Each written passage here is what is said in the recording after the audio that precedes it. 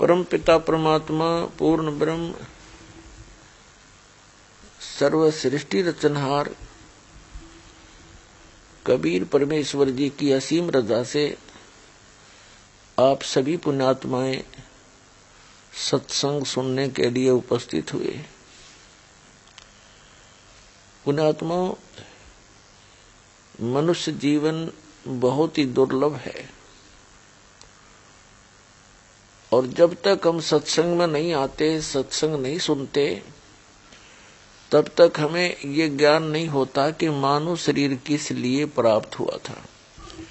उससे पहले हम जैसा भी अपने समाज से ज्ञान प्राप्त करते हैं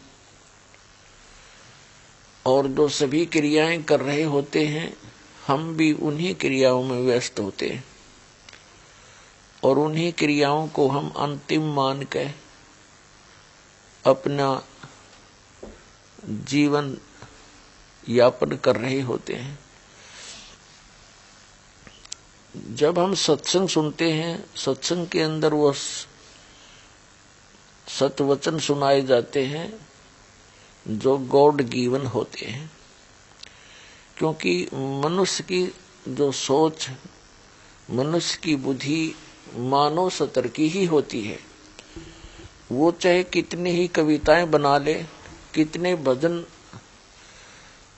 आदि गीत बना ले, मनुष्य के स्तर की बुद्धि मनुष्य के स्तर वाली ही होती है और परमात्मा जो ज्ञान देता है वो अद्वितीय और यथार्थ ज्ञान होता है। जैसा कि हम अन्य संतों की सत्संग सुनते हैं, उनके अनुभव की पुस्तक पढ़ते हैं और फिर हम इस यथार्थ ज्ञान को सुनते हैं जो गॉड गिवन है, प्रभु दत्त है, परमात्मा का दिया हुआ है, उनके मुख कमल से बोला हुआ है। तो उस ज्ञान को सुनने के उपरांत पता चलता है कि अन्य जो ज्ञान है वो लोक वेद है, वो दंत कथा है और परमात्मा का ज्ञान यथार्थ है। तो पुण्यात्माओं, आपका सौभाग्य है कि आप जी को वो सत्संग मिला है जो गॉड गिवन है, परमात्मा का दिया हुआ है। उसके आधार से हमें फिर ज्ञान हुआ कि सचमुच यदि हम भक्ति नहीं करते हैं तो ये जीवन हमारा व्यर्थ है, मनुष्य जीवन। क्योंकि जो क्रियाएं हम पहले करते थे और जिस आस से हम जी रहे थे, वो सब क्रियाएं तो पशु भी करते हैं, पक्षी भी करते हैं और सभी प्राणी वही क्रियाएं करते हैं, जैसे संतानोत्पत्ति, फिर उनकी परवरिश और फिर हम बेशक मृत्यु को प्राप्त हो जाएं, हमें कोई दिक्कत नहीं, कोई समस्या नहीं। तो पुण्यात्माओं, सत्संग सुनने से ज्ञान होता है कि जो मनुष्य जीवन का कार्य था वो तो हमने प्रारंभ भी नहीं किया था। जैसे हम देखा करते, बूढ़े बुजुर्ग बैठ के आपस में बातें किया करते, तो कहता था, एक व्यक्ति कहता है कि परमात्मा ने बड़ी दया करी, 2 पुत्र दिए, 2 पुत्री दी, सबका विवाह कर दिया, सबके भगवान ने संतान दे रखी है, हमारा काम पूरा हुआ, अब बेशक भगवान उठा ले, यानी मृत्यु बेशक हो जा, नो प्रॉब्लम। अब परमात्मा के ज्ञान से पता चला कि मनुष्य वाला काम तो प्रारंभ भी ना किया, वो तो शुरुआत भी नहीं कर पाया। जो जिन क्रियाओं को करके अपना जीवन सफल मान लिया, वो तत्व ज्ञान के अभाव से हमने ऐसा मान रखा था। अब परमात्मा के ज्ञान से पता चला कि मनुष्य जीवन का जो मूल काम है वो तो मोक्ष प्राप्ति है।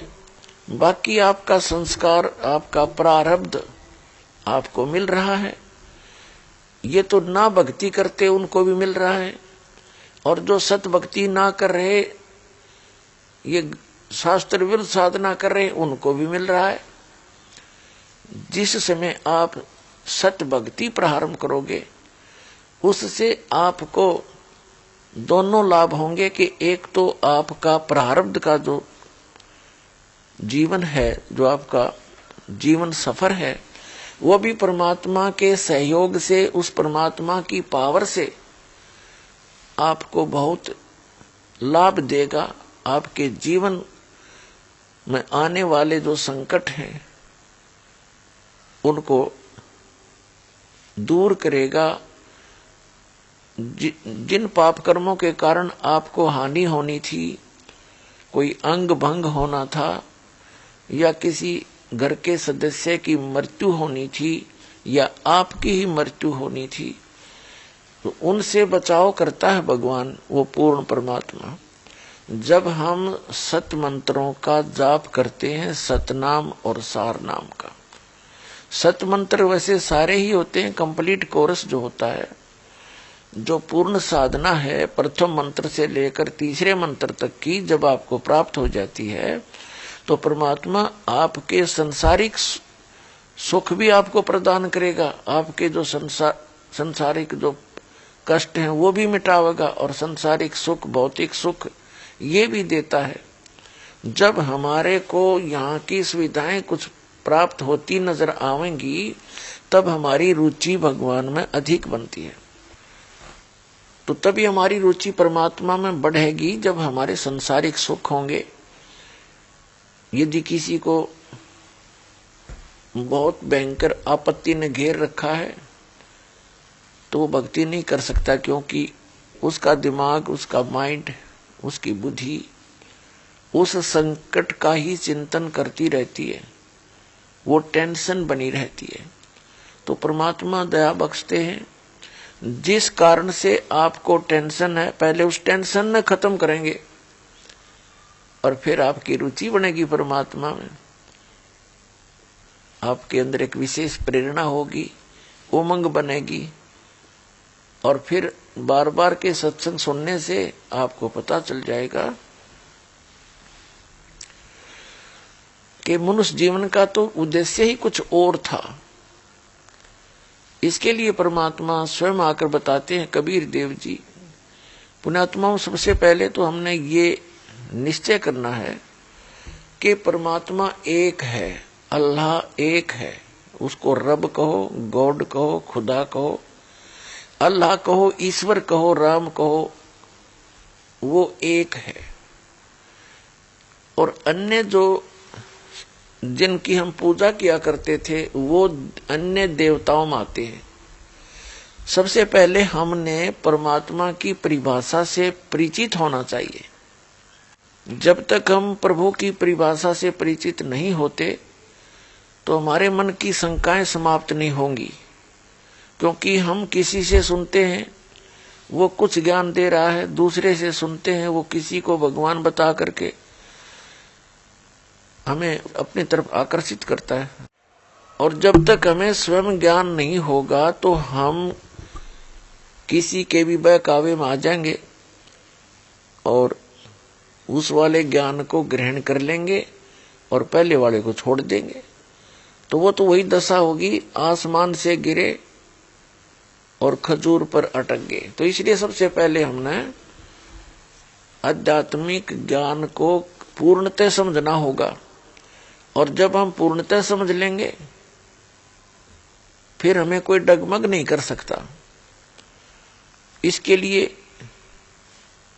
परमात्मा ने आके जो ज्ञान दिया है, उसको ध्यान से सुने। अब परमात्मा क्या बताते हैं? मानुष जन्म पाय कर जो नहीं रटे हरि नाम, जैसे कुआ जल बिना फिर बनवाया क्या काम।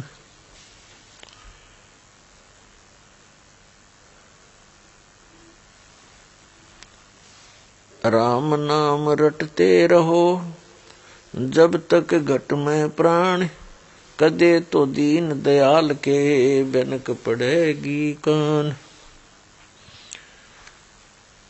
राम रटत कन्यावली साकेट बलो न पूत, जैसे छेरी के गल में गलथना जिसमें दूध ना मूत। राम रटत कोडी भलो चू चू पड़े जो चाम, वो सुंदर शरीर किस काम का जा मुख नाही नाम। राम रटत दारी दरवलो टूटी घर की छान, वो सुंदर महल किस काम के जहाँ भक्ति नहीं भगवान।